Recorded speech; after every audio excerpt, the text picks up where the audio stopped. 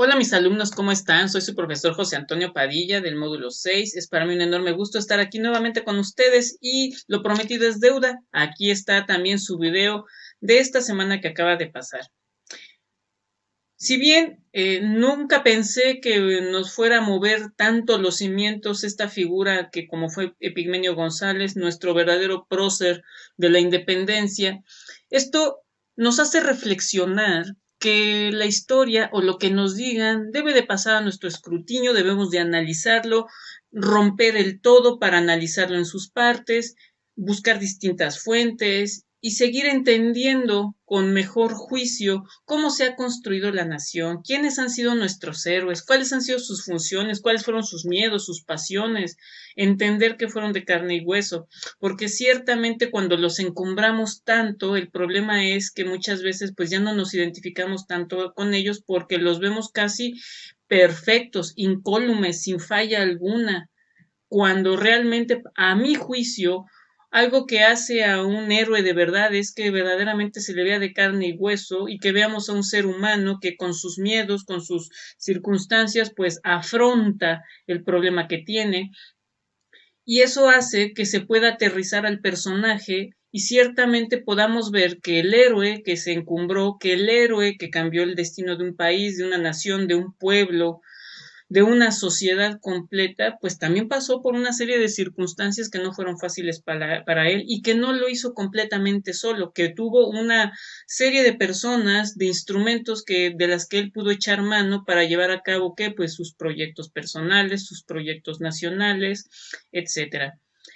En esta ocasión, ustedes me han obligado a estudiar porque ciertamente, como se los he dicho en distintas ocasiones, no preparo nada, pero en esta ocasión sí lo voy a hacer, porque para mí es bien importante que ya dejemos un poco atrás el movimiento independentista y todo lo que ha significado la construcción de la nación para entrar a una etapa también muy importante y muy angular, que fue la Constitución de 1857.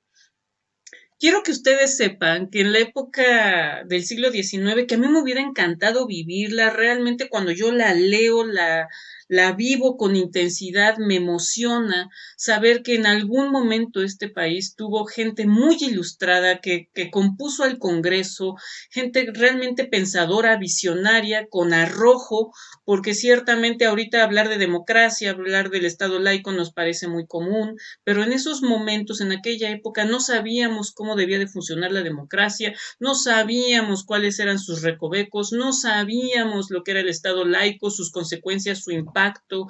Como alguna vez se los dije, la sociedad misma tenía enojo y recelo contra los liberales y los liberales en algún momento sí se pusieron a preguntar si lo que estaban haciendo estaba bien porque la mayoría, la masa, no estaba de acuerdo con que les pegaran en lo que dijimos en la semana pasada, en lo vivo, en su iglesia. Eso era para ellos era violentarlos. Y entonces, bajo esta atmósfera, y todavía que tuvimos pues el segundo imperio y el rollo de Maximiliano, que también me encantaría explicarles que Maximiliano fue el primer gobernante que tuvimos en celebrar el grito de independencia. Él fue el que desde el castillo de Chapultepec empezó a celebrar la independencia de México. Pequeño dato que les quiero poner ahí entre paréntesis. Y quiero que ustedes sepan y que a partir del 14 de febrero de 1856 se empezó a reunir el Congreso. Pero no vayan ustedes a pensar que el Congreso era una cosa muy seria. Les vuelvo a repetir que la historia se ha visto siempre, eh, al menos la de México, con muchos problemas porque, pues así como el Congreso que tenemos ahorita, donde también hay ausentismo, donde casi nadie va, donde los escaños y las curules están casi vacías, pues lo mismo pasaba en el Congreso. Cuando se empezó a organizar este Congreso Constituyente para dar una nueva constitución, porque la de 1824, si bien era importante, aún estaba atada a lo que significaba la relación del Estado y de la Iglesia, porque ahí sí oficialmente se establecía que la Iglesia y el Estado pues iban de la mano, que prácticamente era la religión oficial, se necesitaba desarticular esto y provocar un nuevo concepto de nación. Y es lo que muchos historiadores definen como la segunda independencia. Entonces, a partir del 14 de febrero de 1856, decidieron, vamos a reunirnos todos. Es bien importante que hagamos la Carta Magna. Vamos a reunirnos. Ausentismo, nadie venía, se hacían las convocatorias, le hablaban a la gente, no llegaban, y todo esto tomó un año con 3 días para que el Congreso se pudiera organizar, y este Congreso se llevó a cabo en la Ciudad de México. Un congreso, mis alumnos, verdaderamente interesante, en una facción de liberales, liberales moderados y los conservadores. Los conservadores eran un partido pequeño porque lo había ganado la mayoría, era liberal, la mayoría del Congreso era liberal, nada más para que vean que a veces la historia tiene similitudes, por ejemplo, con este gobierno que actualmente tenemos, donde prácticamente la Cámara está dominada por un solo partido. Bueno, pues en ese momento ocurría algo parecido. Sin embargo, la única diferencia es que ese Congreso sí estaba formado con gente letrada, no como ahora que no saben ni agarrar un lápiz. Y cuando llegan todos, se forman todos en la fila y poco a poco empiezan a ocupar sus lugares porque por fin el Congreso estaba casi al 100% de su asistencia. Vemos a un Ignacio Ramírez el Nigromante tomar asiento en una de sus sitiales, y lo mismo vemos a gente como Francisco Zarco, Melchor Ocampo, Vicente Riva Palacio, Guillermo Prieto, Comonfort. O sea, verdaderamente yo estaba emocionado ahora que estaba retomando mi lectura de todas estas personas pensantes, gente de periodismo, gente culta que hablaba el inglés, el francés, que realmente estaba preocupada por estar a la vanguardia de la legislación, no que ahorita les preguntas a los diputados sobre la Constitución y no saben ni lo más elemental. Pues en ese momento se había reunido nada más y nada menos que el Congreso. El Congreso del siglo XIX, que tuvo una luz y un esplendor como nunca antes lo ha tenido la historia de este país.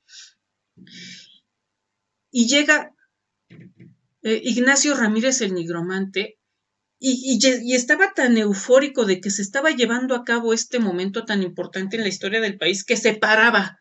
Y él decía, formemos una constitución que se funda en el privilegio de los menesterosos, de los ignorantes, de los débiles, para que de este modo mejoremos nuestra raza y para que el poder público no sea otra cosa más que para el beneficio de los demás. Así empezó el Congreso.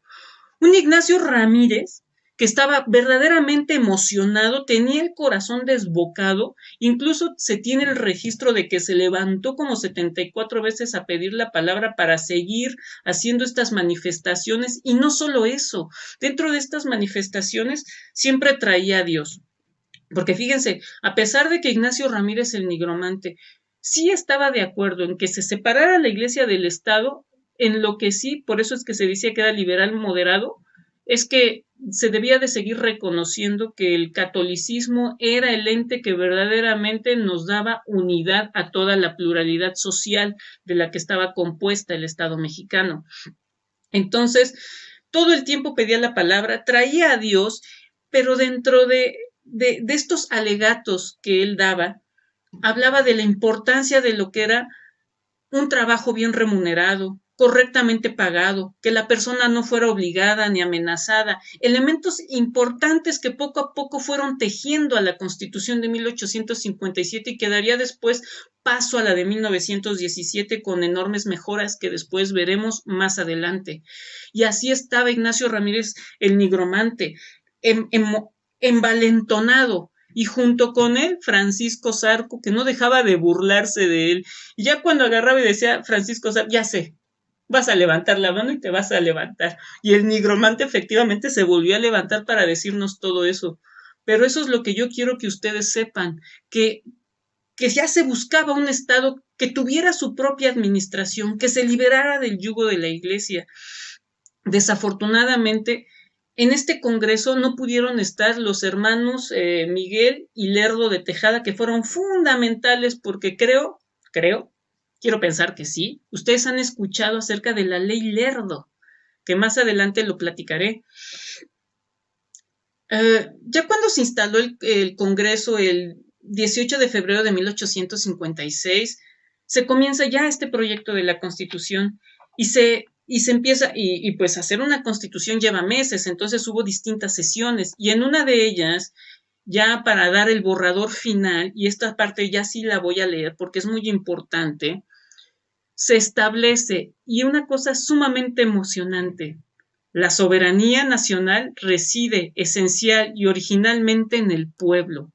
Todo poder público dimana del pueblo y se instituye para su beneficio. El pueblo tiene en todo tiempo el inalienable derecho de alterar o modificar la forma de su gobierno. Ahí es donde ya se reconoce que el gobierno está supeditado a la voluntad del pueblo. Para ello, se puso este artículo así, porque una de las metas era la alfabetización y la ilustración de la sociedad para que efectivamente en la sociedad inteligente, culta y estudiada recayera el destino de la nación. Desafortunadamente, como ustedes lo saben, al día de hoy no se ha logrado eso en el que nosotros podamos hacer un ejercicio del voto responsable, pensado, meditado, analizado, estudiado. No lo hemos logrado, pero en la Constitución de 1857 esa era la intención y por eso se puso el artículo tal y cual se los leí. Ahí, pues el Congreso estaba muy emocionado, prácticamente no había fuerza contraria ni opositora, propiamente los conservadores tampoco tenían problema con eso, pero se dio lectura al artículo segundo, donde se ratificaba la abolición de la esclavitud. En la República todos nacen libres. Los esclavos que pisen el territorio nacional recobran, por ese solo hecho, su libertad. Nadie lo protestó, se votó a favor y se continuó. Y así se fueron llevando varios artículos, pero hay otro que también es el quinto.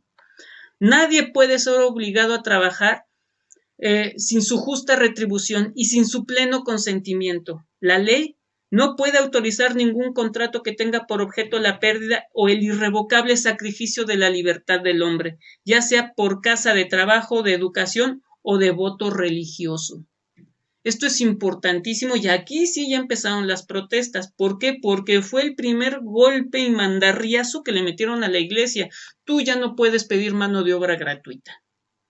Ahí empezaron los cocolazos e incluso los conservadores también lo protestaron porque dijeron que entonces no había un control y sujeción para que se pudiera llevar a cabo los proyectos nacionales. O sea, los conservadores, algunos, porque les digo, había conservadores radicales, otros moderados, los conservadores consideraban que no existían los mecanismos suficientes para que la gente pues se mandara sola, que había que tenerla sujeta. Ahí empezaron los trancazos también. Pero eso es nada cuando se presenta la ley Lerdo. Ahí sí, la ley Lerdo habla sobre la desamortización de los bienes eclesiásticos.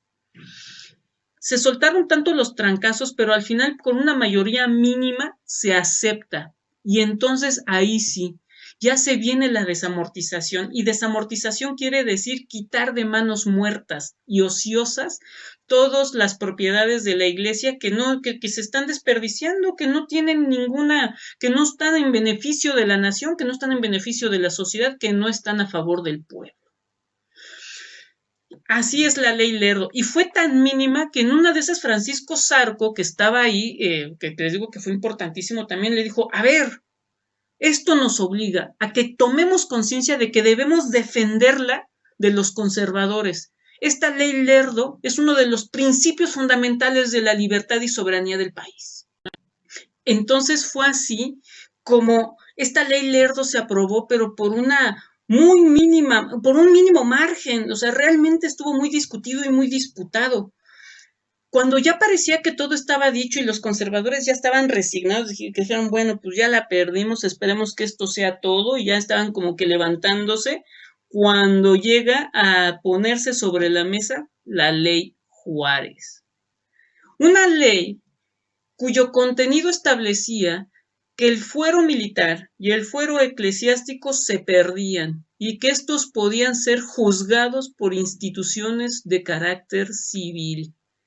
No, bueno, eso puso la cosa, bueno, Hay narraciones en las que incluso se dice que se empezaron a dar como que de golpes, se empezaron a insultar, se perdió completamente la cabeza. Los conservadores estaban ahora sí con una idea de no dejar avanzar el ejercicio liberal ni un ápice. Los conservadores veían un enorme peligro en que los liberales pudieran llevar a cabo este proyecto porque también ya no existía para los conservadores un contrapeso contra el Estado. O sea, el Estado estaba logrando todas las libertades y prácticamente ya podía juzgar a toda la sociedad y eso era algo que los conservadores no podían permitir. Sin embargo, nuevamente se pone el periodo de votación y la ley Juárez se afirma. Más adelante, le digo que la cosa fue espinosa, se establece por último que la enseñanza será libre. Débil, para mi gusto,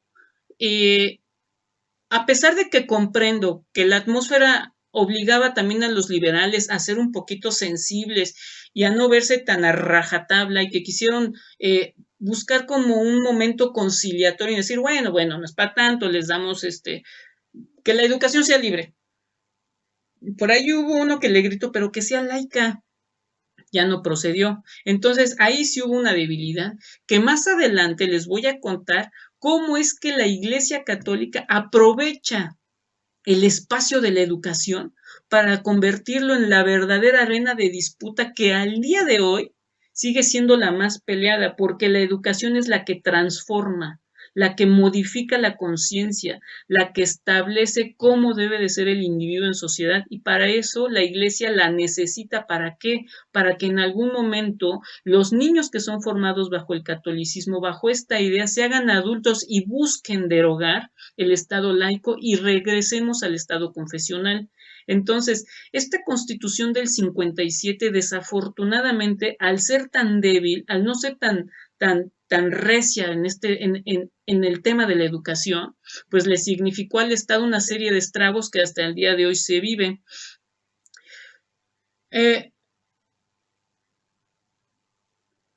Pasa todo esto, no me alargo, pero por fin ya estaba completamente redactada la Constitución.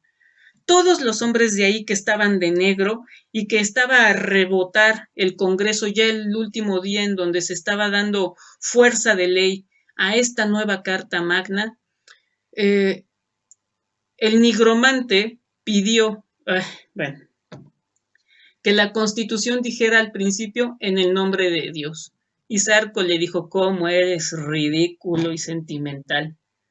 Pues ni modo, sí le hicieron caso. Vuelvo a insistir, otra vez bajo la idea de ser conciliatorios, en la que si bien la Iglesia y el Estado se estaban separando, para el Estado mexicano estaba la obligación y el compromiso de cuidar y salvaguardar al catolicismo mexicano, a la religión católica. Entonces, el nigromante pidió que se formulara en el nombre de Dios, y así empezó. Como se estaba todavía teniendo esta idea del catolicismo, la Constitución en medio del Congreso se puso como en una especie de cojín rojo. Le pusieron 2 cirios a los lados y en medio el crucifijo.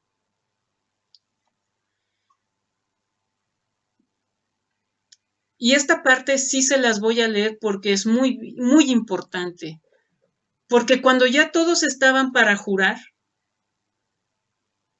se abre camino un hombre ya viejo, encanecido, un hombre que vivió el gobierno de Santana, un hombre que vivió cuando se vendió la mesilla, se perdió el territorio, que fue vituperado y vilipendiado y lo sacaron del ejercicio de gobierno. El verdadero patriarca de los liberales. Y esto se los leo así. Valentín Gómez Farías, el hombre que intentó con todas sus fuerzas llevar a la realidad del Estado laico, el patriarca del liberalismo. El señor Farías tocaba ya la nieve del sepulcro, su cabello enteramente blanco se ostentaba sobre una limpia frente. El semblante revelaba ya una ancianidad muy avanzada. Era alto, muy alto, Vestía de negro y su corbata blanca se confundía con la lividez de aquel rostro venerable. Y con voz clara dijo: «Juro guardar y hacer guardar la Constitución de los Estados Unidos mexicanos». ¿Juran conmigo? Y todo el Congreso dijo: «Sí, juramos». Muchas gracias, mis alumnos.